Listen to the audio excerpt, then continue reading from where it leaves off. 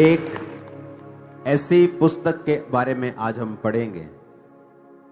Bible का एक ऐसा अध्याय आज हम पढ़ेंगे जिसकी शुरुआत तो हुई है लेकिन अंत नहीं हुआ है। अपने पड़ोसी को बोलो, ऐसी पुस्तक आज हम पढ़ेंगे जिसकी शुरुआत तो हुई है लेकिन अंत नहीं हुआ है। मैं आपको देख रहा हूं कैमरा पे, आप पड़ोसी को बोल रहे हो कि नहीं बोल रहे हो? अपने पड़ोसी को बोलो, आज हम ऐसी पुस्तक पढ़ेंगे जिसकी शुरुआत तो हुई है लेकिन अंत नहीं हुआ है। आमीन। यीशु मसीह के पकड़वाए जाने के बाद जब उन्हें पेश किया गया तो राजा ने कहा कि अगर तू चाहे तो सारे इल्जाम तेरे यही कहने से झूठे साबित हो जाएंगे कि नहीं, ऐसा नहीं है, क्योंकि इनमें से एक भी चीज का प्रूफ नहीं है।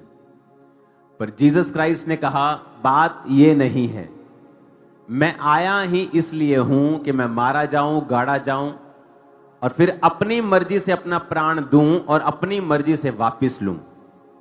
और हमने फिर देखा, और ये बात सिर्फ बाइबल नहीं कहती, ये बात मिडिल ईस्ट की हिस्ट्री बुक्स में भी लिखा है, जो अन्य जातियों ने लिखी हैं, जो यहूदी नहीं थे, जो क्रिश्चियन नहीं थे, यहोवा पर विश्वास नहीं करते थे, उन पुस्तकों में भी प्रभु यीशु मसीह का जिक्र है।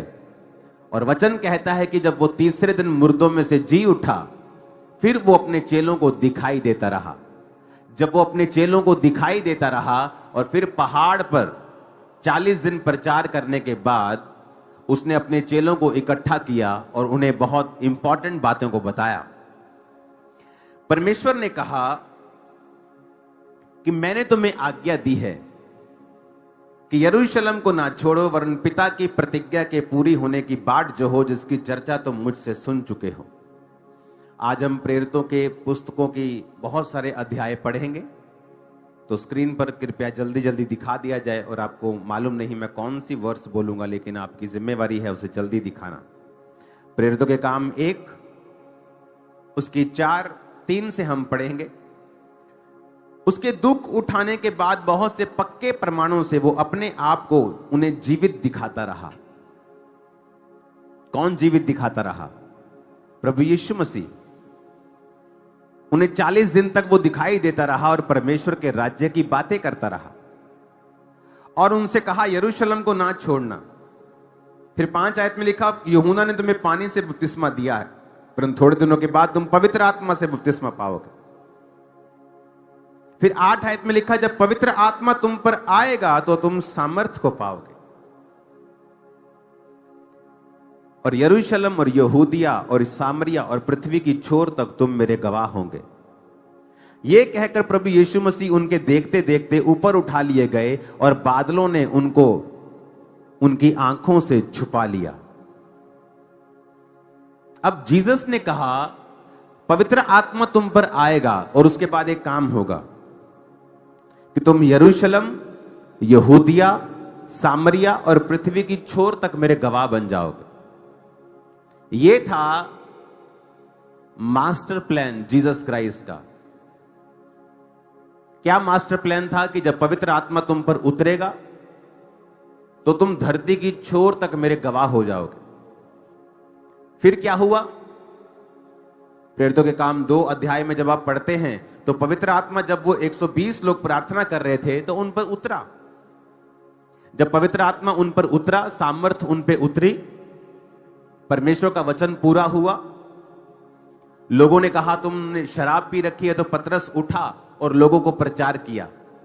जब लोगों को उसने प्रचार किया तो उसमें से बहुत से लोग बपतिस्मा लेकर उस मंडली में मिल जाते हैं। इसकी गूंज को हल्का सा कम करना। हजारों लोग उनमें मिल जाते हैं और हजारों लोग बपतिस्मा ले लेते हैं।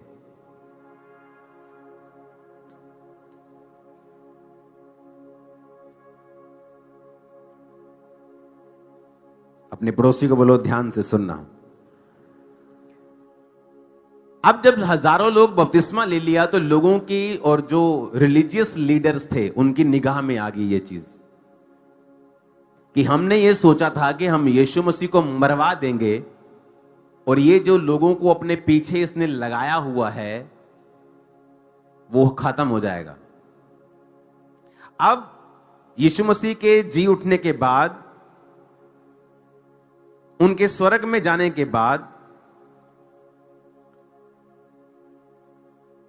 जब चेलों ने वही पवित्र आत्मा के मिशन को जारी किया और जब पवित्र आत्मा उतरा तो उस दिन 3000 आदमियों ने एकदम से बैप्टिज्म लिया। 3000 आदमी बहुत होते हैं और एक दिन में जब 3000 लोगों ने बपतिस्मा लिया तो वो लोगों की निगाह में फिर आए। जब आप 3 बाब को पढ़ते हैं तो उसमें पतरस ने एक लंगड़े भिखारी को चंगा किया। जब लंगड़ा भिखारी चंगा हुआ तो वचन कहता है कि उन्होंने फिर पतरस को और चेलों को पकड़कर धमकाया कि आज के बाद यीशु मसीह के नाम से कोई भी बातें तुम मत करना। उन्होंने कहा है ऐसा नहीं हो सकता है कि हम यीशु मसीह ने जो हमें दिया है, जो परमेश्वर ने हमें दिया है, हम उसकी बात ना करें। तो वचन कहता है कि उन्होंने प्रेरितों को धमकवाकर और पिटवाकर छोड़ दिया। छोड़ इसलिए दिया क्योंकि उनको पता था कि बहुत से लोग इनके साथ मिले हुए हैं तो हमारा विरोध होगा। तो लिखा उन्होंने उसे छोड़ दिया।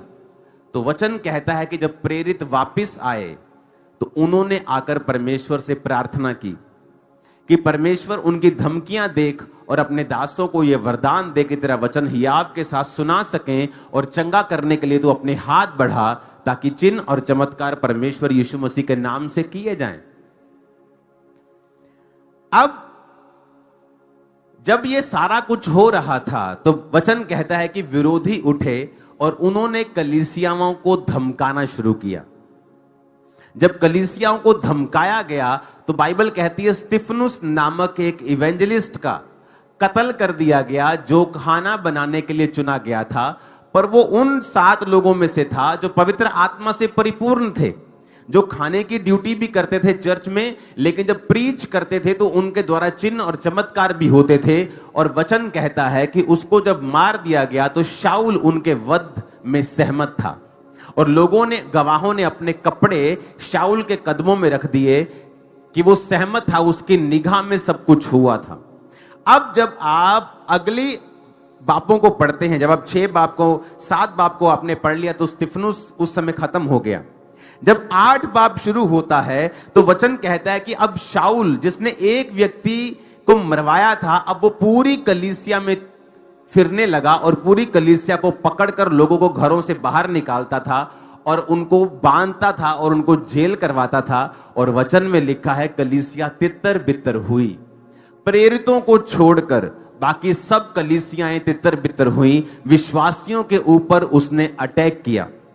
अब दिखने में यह विरोध लग रहा है, दिखने में यह शैतान का काम लग रहा है, लेकिन आपको नहीं पता है कि परमेश्वर इन लोगों को इस्तेमाल करता है अपने ही भविष्यवाणियों को पूरा करने के लिए। अब वचन कहता है कि जब कलीसिया तितर बितर हुई तो वो जहां तितर बितर हुई वहां जाकर सुसमाचार सुनाने लगे।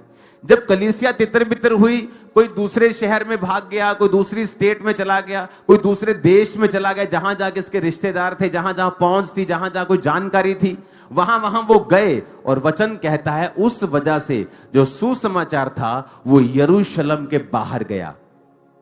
यरूशलेम के बाहर सुसमाचार नहीं जा रहा था। प्रेरित उठते थे, प्रचार करते थे, 3000 लोग मिलते थे। वो 3000 लोगों की प्रॉपर्टी सांझे में थी। लोग अपने मकानों को बेचकर, प्रॉपर्टियां बेचकर चर्च में लाते थे। चर्च से वो पैसा खाने में, चर्च के सिस्टम में, काम में इस्तेमाल होता था। और कोई भी अपनी चीज को साझा, सब साझे में रखते थे। किसी का मकान बन रहा है, किसी का कर्जा उतर रहा है, लेकिन कलीसिया कंफर्टेबल थी। और परमेश्वर का वचन था कि तुम लोग जब पवित्र आत्मा उतरेगा तो तुम यरूशलेम और यहूदिया और सामरिया और देश के, पृथ्वी के छोर तक तुम मेरे गवाह होंगे। अपने उस वचन को पूरा करने के लिए परमेश्वर ने विरोध का इस्तेमाल किया। कई बार आपकी लाइफ में जब विरोध होता है, इसलिए मैंने कहा विरोध के बदले विरोध मत करो। जो लोग विरोध कर रहे हैं, वो पुतले साड़ रहे हैं, वो पुतले थोड़ी साड़ रहे हैं, वो आपको मेडल दे रहे हैं स्पिरिट में। वो आपके लिए गोल्ड मेडल है, सिल्वर मेडल है वो आपका। वो कोई खराब चीज थोड़ी है वो। लेकिन जब आप अपना मेडल दूसरे को वापस कर देंगे, वो खराब चीज है। कि उन्होंने साड़ा एक मैंने साड़ दिया, हमें वापस नहीं करना अपना गोल्ड मेडल। यही तो सताव का मजा है। बाइबल कहती प्रेरित खुश हुए, आनंदित हुए। अगर इसे संसारिक दृष्टि से देखा जाए तो जब एक प्रशासन वहां पे खड़ा हो और कोई चोरी कर रहा हो, क्या प्रशासन वेट करेगा कि ये बंदा चोरी कर ले फिर मैं इस पे केस डालूंगा, इसकी जमानत होगी, फिर ये केस चलेगा? कि क्या उस चोरी को उसी जगह पे रोक देना चाहिए था? उसी जगह पे रोक देना चाहिए था, अगर आपको इतनी चिंता है क्रिश्चियंस लोगों की तो। लेकिन क्रिश्चियंस इस चीज का गुस्सा क्यों नहीं कर रहे हैं, या पास्टर्स गुस्सा क्यों नहीं कर रहे हैं?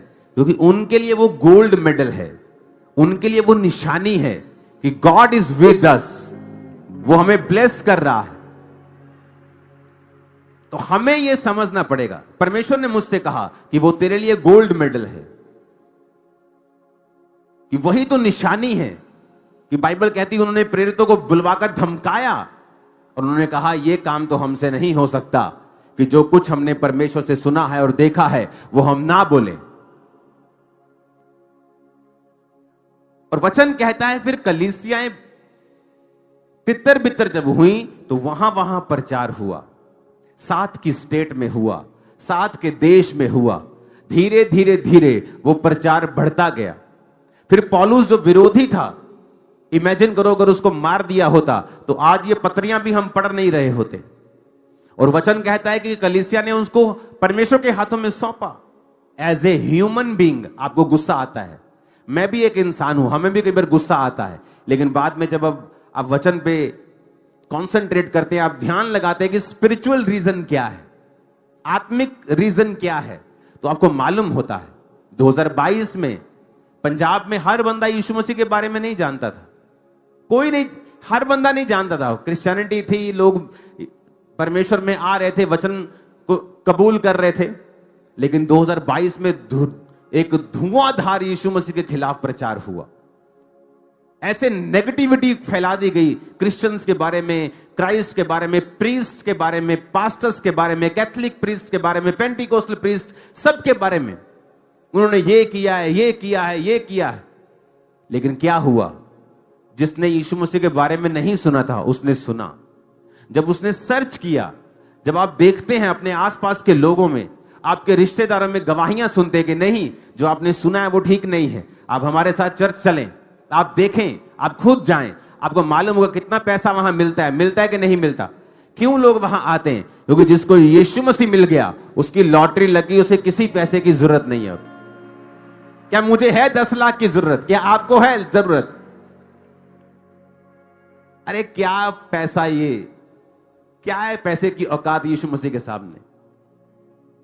जिस व्यक्ति के बेबी नहीं था 40 साल से, उसके सामने पैसा रखेंगे, पैसे को लेगा कि बेबी को लेगा? जो कैंसर से मर रहा है वो पैसे को लेगा कि हीलिंग को लेगा? जिसके मन में शांति नहीं है, पैसा भी है, सेहत भी है, वो पैसे को लेगा कि यीशु मसीह की शांति को लेगा? जब यीशु मसीह के वचन के बारे में समझ आती है तो आपको भी यह बात समझनी है कि परमेश्वर आपकी लाइफ के दुखों को आपको स्ट्रॉन्ग करने के लिए इस्तेमाल करते हैं हमेशा।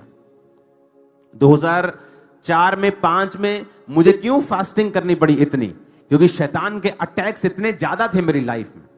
और मैं आपको बताता हूं कि जो एक्सपीरियंस स्पिरिट का 2005 में और 4 में मैंने परमेश्वर में किया, खासकर 5 में, उसकी वजह से आज मैं परमेश्वर में खड़ा हूं।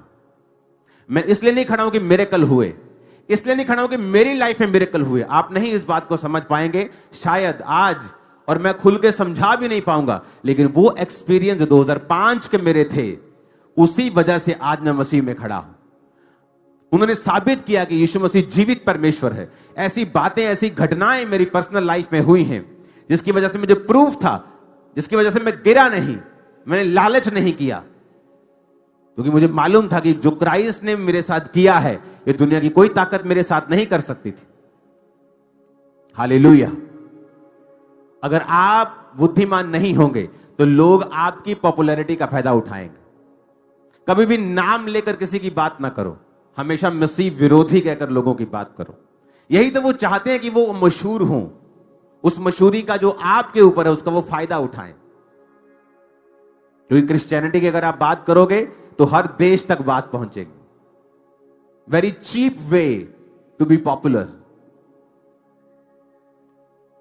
लेकिन आपको बुद्धिमान बनना है। आपको यह समझना है कि आप किसी की गिरफ्तारी पर रीले मत चलाएं, खुश ना हो, सुसमाचार फैलाएं, चुप भी ना हो, वचन को फैलाएं सोशल मीडिया के ऊपर, वचन बताएं लोगों को, सच्चाई बताएं, अपनी गवाहियां शेयर करें, अपने एक्सपीरियंस शेयर करें। नशा छोड़ा तो वो शेयर करें। गाली निकालने से, किसी को डाउन करने से, किसी को कुत्ता बोलने से, बिल्ला बोलने से नथिंग विल हैपन, कुछ नहीं होगा। और आपकी स्पिरिट नहीं है ये। मैं भी विश्वासी की लाइफ में रहा हूं।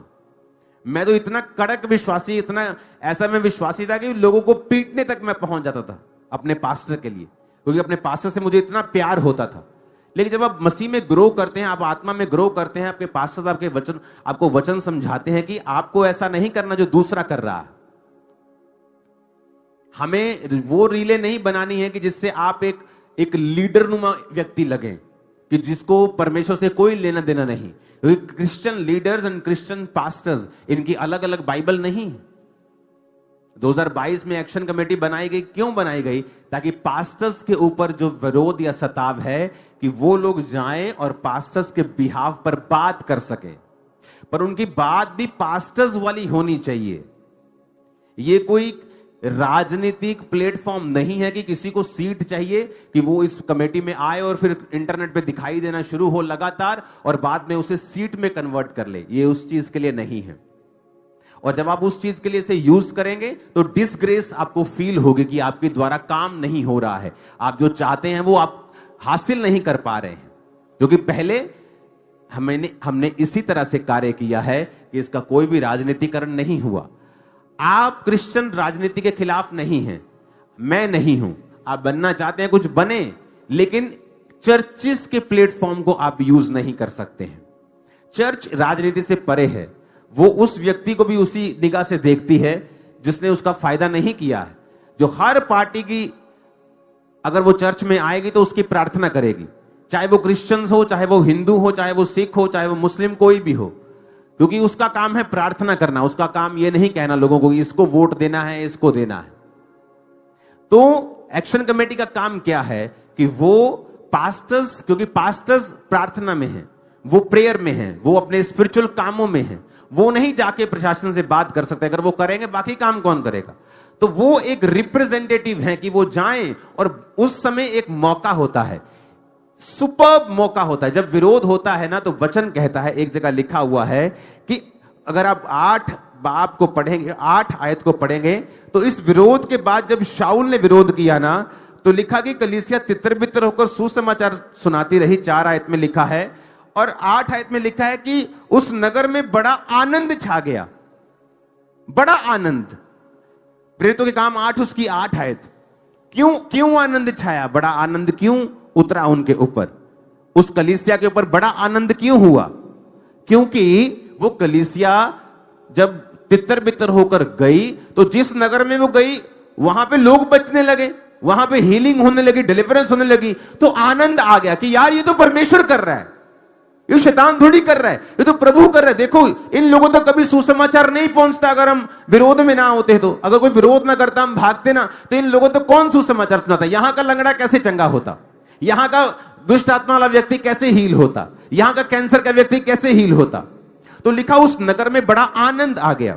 जब आपका विरोध होता है तो उस समय आपको सुसमाचार फैलाने का होता है। आप किसी अधिकारी से बात करेंगे, आप सुसमाचार फैलाएंगे कि देखो जी मैं नशे करता सी, मैं आज परमेश्वर दे विच हां, मैं कमेटी वालों तक ना गल करन आया, मैं देखो जी मैं पाप में था, मैं देखो जी मैं एक व्यभिचारी था, मैं समाज में चोरी करता था। आप जब गवाहियां देंगे तो वो टाइम टेस्टिमनी देने का है, विरोधियों को भी, प्रशासन को भी, अन्य जातियों को भी, लोगों को भी बताने का है कि हम आपसे प्यार करते हैं, बावजूद आप हमसे नफरत करें, हमारा प्यार आपके लिए बना रहेगा।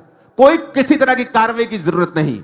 जब परमेश्वर करता है कार्रवाई, वो फिर जबरदस्त करता है, वो कर लेगा कार्रवाई। वो जिंदा है, मरा हुआ थोड़ी है हमारा खुदावंद। वो जिंदा है, वो करेगा, वो अपने हिसाब से करेगा, वो अपने हिसाब से करेगा और परफेक्ट करेगा। आप कुछ करेंगे, एक छोटा बच्चा किसी दुश्मन को थप्पड़ मार लेगा, एक दिन में थप्पड़ का असर खत्म हो जाएगा, कितनी लाश डाल लोगे। पर जब उसका बाप थप्पड़ मारेगा, भाई साहब मुंह घुमा के पीछे की तरफ लगा देगा, पता नहीं कितने दिन तक मोच नहीं उतरेगी गर्दन, कालर लाला जीवन बिताने पड़ेंगे। हां, परमेश्वर को मौका दो, उसे काम करने का मौका दो।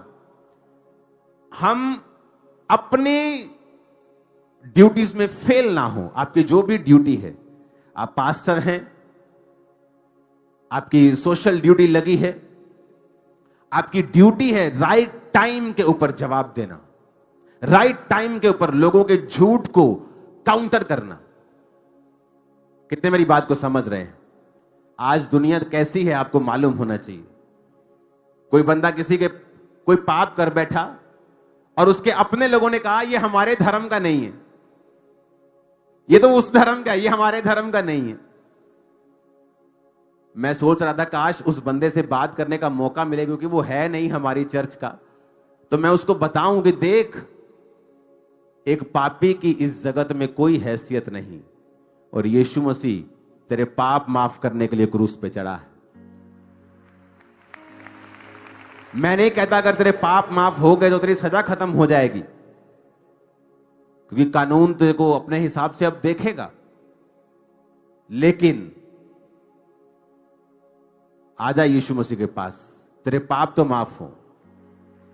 दुनिया थोड़ी तेरी, अगर तेरी होती तो इस डाउन टाइम पर तुझे कभी भी धुतकारती नहीं। एक बच्चा जब गिर जाता है ना नाली में, उसकी मां कभी नहीं कहती ओ साडा थोड़ी है, ये गवांडियां दा, क्योंकि उस बच्चे के अब गोबर लग गया मुंह पे, गंदगी लग गई है पैरों पे, हाथों पे, अब कौन साफ कर। लेकिन उसकी अपनी मां जो होती है वो फटाफट उठाती है। इसलिए तो मैं कहता हूं तुम्हारी असली मां यीशु मसीह है। वही कहता है बेटा आजा, कोई बात नहीं, जितना भारी गुनाह तूने किया है, अब कानून जो करेगा वो तो करेगा ही, लेकिन कम से कम तू नरक की आग से तो बच जाएगा। कम से कम बाकी का जीवन तेरा शांति में तो गुजर जाएगा।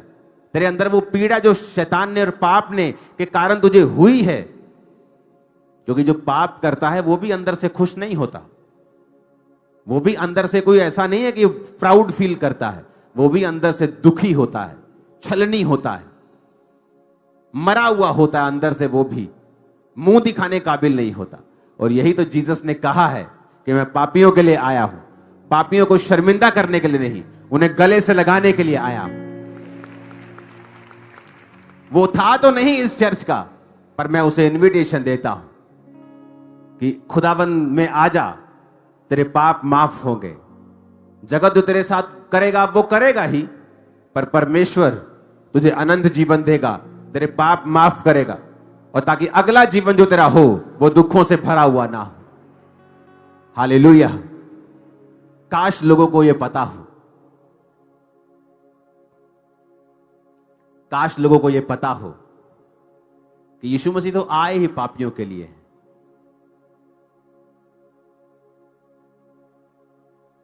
आप उसके अपने हैं, तभी तो वो आपको धुतकारता नहीं है, वो आपको रिजेक्ट नहीं करता है।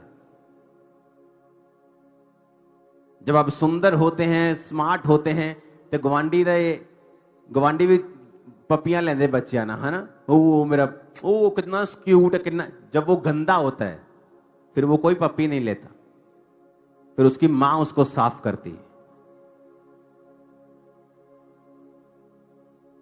इसलिए मैंने कहा कि जीसस क्राइस्ट आपके पड़ोसी नहीं, वो आपकी मां है, और वो आपको साफ करेंगे। आप कितने भी बड़े भारी गुनाहों में क्यों ना हो, वो आपको क्लीन करेंगे। यही तो मसीह जिंदगी है। कलीसिया क्या है? उन लोगों का समूह जो पापी थे, जो व्यर्थ थे, जो तुच्छ थे, जो रिजेक्टेड थे, उनको परमेश्वर ने चुना है और यह सुसमाचार देने के लिए चुना है। अगर तुम्हें समाज ने रिजेक्ट कर दिया क्योंकि तुमने कुछ गलत किया, अगर तुम्हें अपने लोगों ने रिजेक्ट कर दिया, तो जीसस क्राइस्ट के पास आओ। वो तुम्हें रिजेक्ट नहीं करेगा, वो तुम्हें ताना नहीं देगा, तुम्हें मारेगा नहीं, तुम्हें कहेगा अब फिर से पाप मत करना। ऐसा ना हो इससे भी भारी मुसीबत तेरी जिंदगी में आए। पौलुस कहता सबसे बड़ा पापी मैं हूं कि मैंने जीसस की कलीसिया को सताया था। पतरस कैसा व्यक्ति था कि उसने कान काट दिया था, परमेश्वर का इनकार कर दिया था, फिर भी परमेश्वर उसके पास गया और कहा पतरस क्या तुम मुझसे प्यार करता है? उसको त्यागा नहीं, उसको छोड़ा नहीं। आपकी मां आपको त्याग नहीं सकती, उसी तरह असली परमेश्वर भी आपको त्याग नहीं सकता, वो इतना प्यार करता है आपसे। हालेलुया। अब यहां पर कलीसिया 9 बाब में शाऊल का परिवर्तन होता है, शाऊल एक पौलुस के रूप में बदल जाता है। इस 10 बाब में पतरस फिर अन्य जातियों की ओर जाता है और वहां पर अन्य जातियों में परमेश्वर का प्रचार करना शुरू करता है। आपको प्रेरितों के काम में मिलेगा कि कैसे पवित्र आत्मा ने उनकी अगुवाई की, कैसे होली स्पिरिट ने उनकी अगुवाई की, कि वो विरोध, वो आने वाली मुसीबतों को कैसे आत्मा के द्वारा हल करते गए और परमेश्वर का सुसमाचार फैलता गया। कई बार आप कंफर्ट से बाहर प्रभु आपको कर देता है, आप कंफर्ट से बाहर आ जाते हैं। मैंने एक विश्वासी के रूप में अपनी लाइफ में बहुत से दिन देखे जब मैं कंफर्ट से बाहर जिया मैं, लेकिन उन्हीं दिनों में परमेश्वर आपको बेस्ट बनाता है, स्ट्रांग करता है, वचन पर आपको सुदृढ़ करता है। मुसीबतों के दिनों में, परीक्षाओं के दिनों में ही आप एक्चुअल में परमेश्वर से मसा पाते हैं। हालेलुया। तो इन दिनों को ब्लेस्ड दिन समझो, क्योंकि ये वो दिन है जहां सुसमाचार जो आपके प्रचार से नहीं जहां तक हो रहा है, वहां विरोध से वहां तक भी जाएगा और जा रहा है। और तारीफ करो जितनी कर सकते खुदाबंद। हालेलुया। क्या हुआ पंजाब में 2022 के बाद? आज हर व्यक्ति यीशु मसीह के बारे में जानता है। मानता या नहीं मानता बात अलग है। हम कोई कन्वर्ट करने वाले नहीं कि हर बंदे को क्रिश्चियन बनाना है। मैं हर बंदे को क्रिश्चियन बनाने नहीं आया हूं। जीसस ने नहीं कहा हर बंदे को क्रिश्चियन बनाओ, उसने कहा प्रचार करो, लोगों को मन फिराने के लिए कहो। अगर वो नहीं फिराएंगे तुम्हारी आशीष तुम्हारे पास लौट आएगी। तुम्हारा काम थोड़ी है, तुम कोई एजेंट थोड़ी हो। तुम कितने मेरी बात को समझ रहे हैं? हमारा काम है प्रचार करना। यीशु ने कहा जिस घर में तुम जाओगे उनको आशीष देना, अगर उनकी आशीष के काबिल वो नहीं होंगे, आशीष तुम्हारे पास वापस आ जाएगी। आपका काम है यीशु मसीह के बारे में बताना कि लोग पापों से मन फिराएं। और यही हमारी आवाज है, आपकी आवाज है, हम सब की आवाज है, हमारी मतलब पूरी चर्च की आवाज है। आमीन। यही मेरा प्रचार है, यही जीसस का प्रचार है, यही आपका प्रचार होना चाहिए कि मन फिराओ। जीसस ने कहा,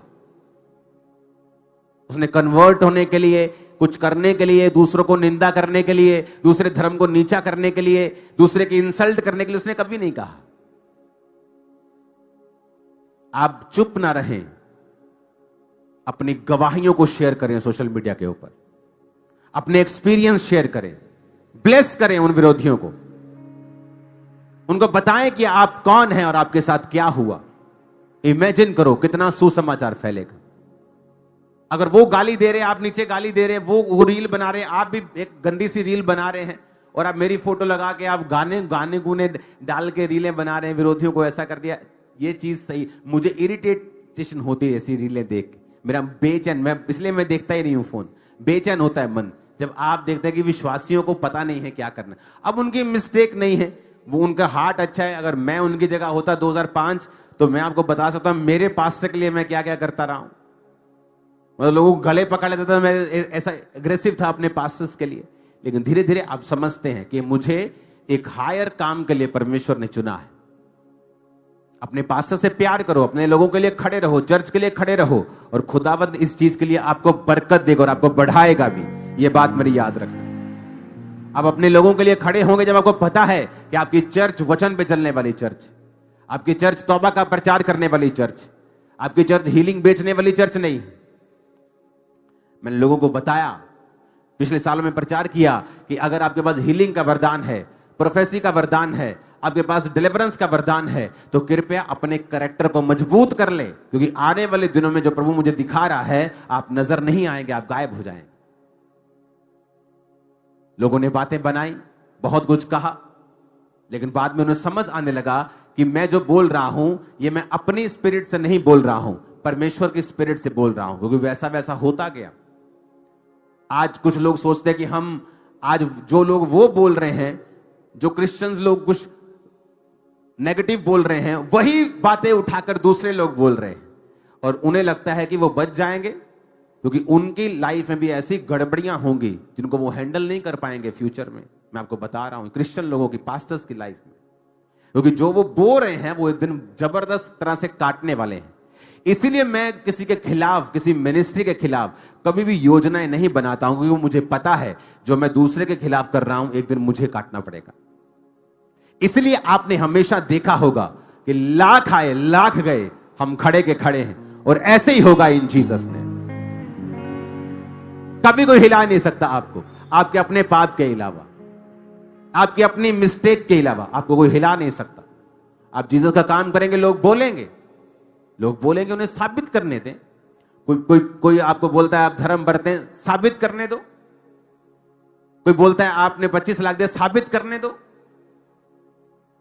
वो थक जाएंगे और साबित नहीं कर पाएंगे, क्योंकि सच्चाई को किसी डिफेंडर की जरूरत नहीं। सच्चाई अपने आप में बहुत है, अकेली काफी।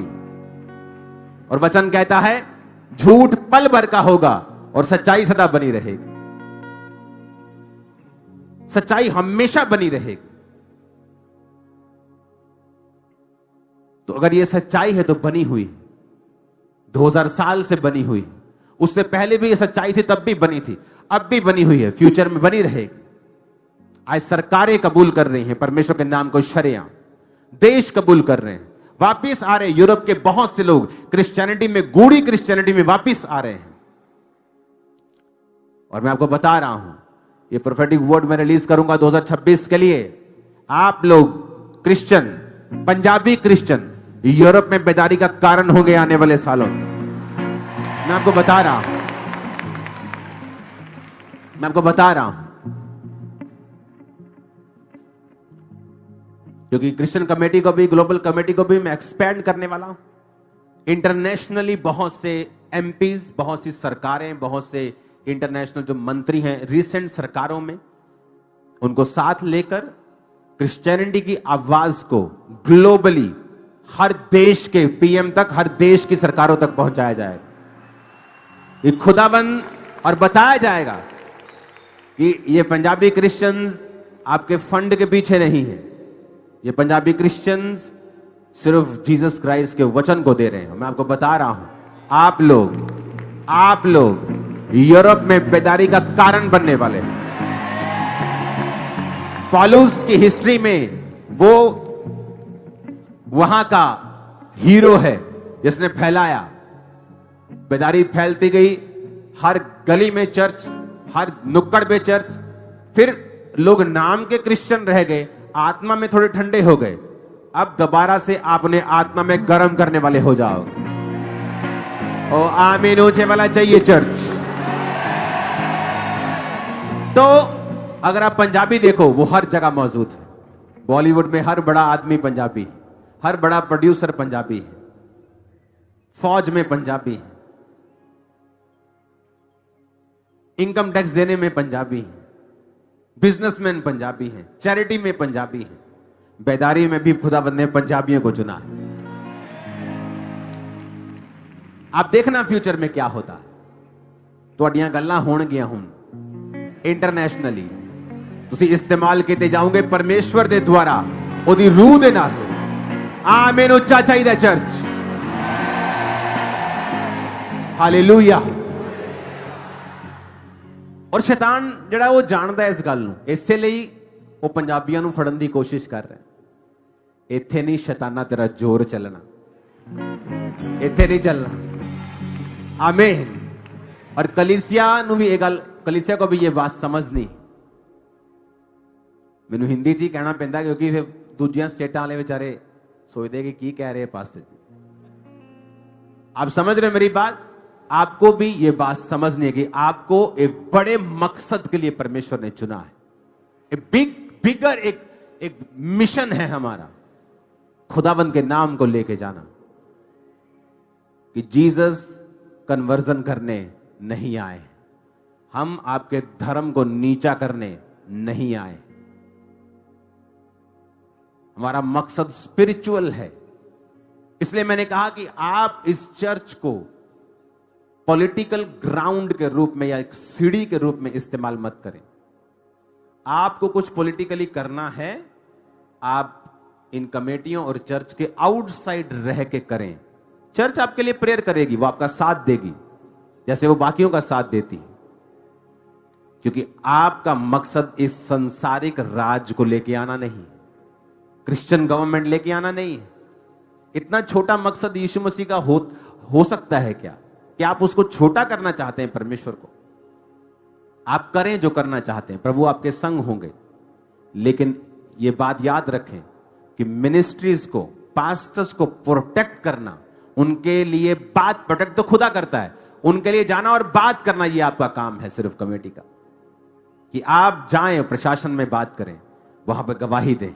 आप जाएं दूसरों से बात करें, वहां पे गवाही दें। हर जगह गवाही दे। सुसमाचार को फैलाने का मौका है अभी आपके पास। जितना फैला सकते हो फैला दो खुदावंत के नाम। आप पिछले 30 साल का रिकॉर्ड निकाल के देख लो, कहां गए विरोधी जो 10 साल पहले थे, जो 5 साल पहले थे वो कहां गए, जो 15 साल पहले थे वो कहां गए? कहीं नहीं, आपको नजर भी नहीं आएंगे। आज वाले भी नजर नहीं आएंगे कल को, मैं आपको बता रहा हूं। कोई सच्चाई समझ जाता है, किसी को परमेश्वर पकड़ लेता है, खींच लेता है, उसे बता देता है कि तू ये परमेश्वर के कामों का विरोध बंद कर दे, तो परमेश्वर पे छोड़ा जाए।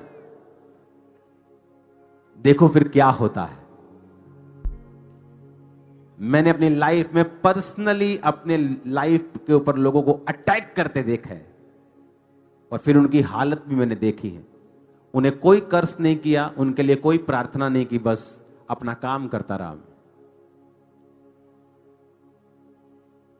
राइट टाइम है, फिर आप गाना गाएंगे, सारी दुनिया नहीं नहीं आवाज चर्च गाएगी, सारी दुनिया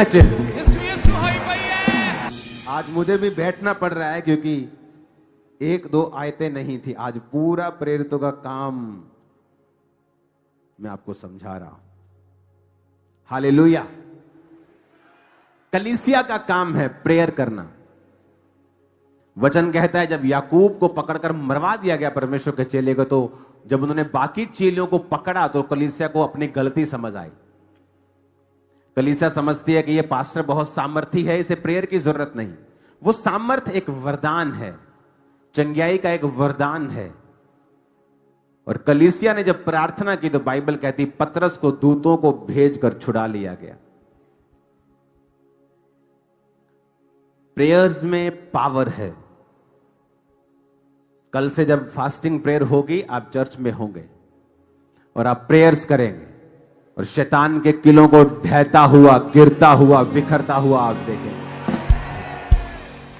हालेलुया, हालेलुया। अब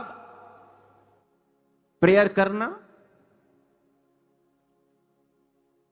और हर तरह से परमेश्वर के नाम के लिए खड़े रहना। आज हर व्यक्ति इंटरनेट के ऊपर है, हर व्यक्ति। अनपढ़, पढ़ा लिखा, कम पढ़ा लिखा, ज्यादा, हर व्यक्ति इंटरनेट के ऊपर है। जब विरोध हो रहा होता है, क्या आप अपनी गवाही भी लिखकर नहीं डाल सकते हैं क्या?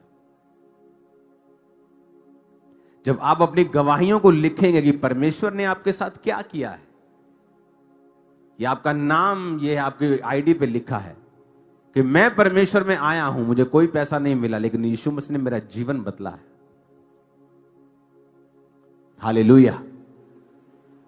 जब आप परमेश्वर के लिए बोलेंगे, वो आपके लिए बोलता है।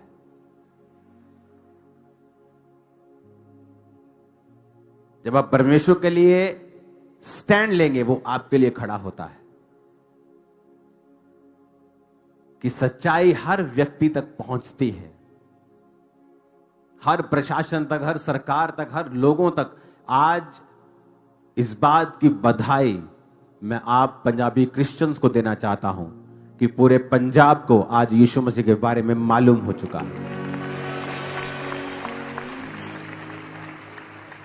और आपको क्या लगता है, अगर इतने लाख क्रिश्चियन है, किसी ना किसी का तो रिश्तेदार क्रिश्चियन है, खुद क्रिश्चियन है तो रिश्तेदार क्रिश्चियन है, तो क्या उसके रिश्तेदार उसे बताते नहीं होंगे कि चर्च में पैसा मिलता है, कि जीसस मिलता है? तो आज आम दुनिया को सब बातें मालूम है। जिनको नहीं पता पूरी तरह से, उनको भी मालूम हो जाएंगे जब आप अपनी गवाहियां शेयर करेंगे, आप अपने टेस्टिमनीज को शेयर करेंगे, अपने कैरेक्टर से लोगों को आप जीतेंगे। आमीन।